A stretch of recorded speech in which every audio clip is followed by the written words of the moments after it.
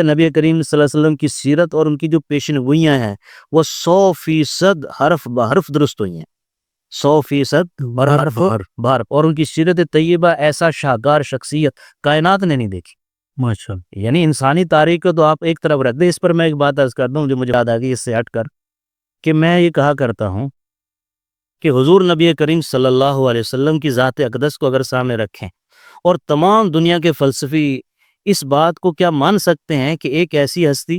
جو پیدا ہوتے ہی یتیم ہے، پھر بچپن میں والدہ کا سایہ بھی اٹھ گیا،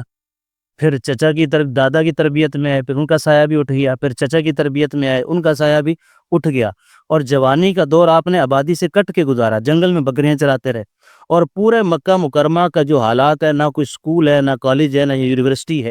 نہ کسی علمی اور ادبی حلقے میں جا کے بیٹھے ہیں، آپ بیٹھے ہیں کہیں سے ثابت ہے، نہ کوئی سابقہ دین کے ماہر کے پاس کبھی بیٹھے ہیں، ایسی صاف ستھری زندگی گزاری، اور اس شخصیت سے ایسی کلام اللہ نے ظاہر کی ہے۔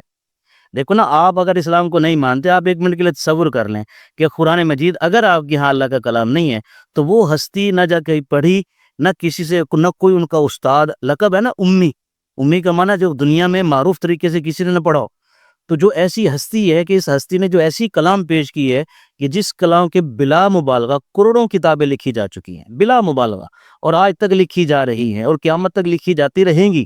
ایسی ذات سے کلام کیسے نکل آیا؟ اگر آپ کہتے ہیں کہ یہ کلام ایسا نہیں ہے تو آپ کو چیلنج دیتے ہیں ہم کہ آج کی دنیا میں کوئی 10 سے 1 لاکھ بچہ آپ تیار کریں کہ جس کو آپ نے نہ پڑھانا ہے، نہ سکھانا ہے، نہ دنیا کے کسی دیندار کے پاس بٹھانا ہے، نہ دنیاوی تعلیم کے پاس بٹھانا ہے، پھر کوئی وہ ایک حکمت کی بات بول کر دکھائے، ممکن ہی نہیں ہے۔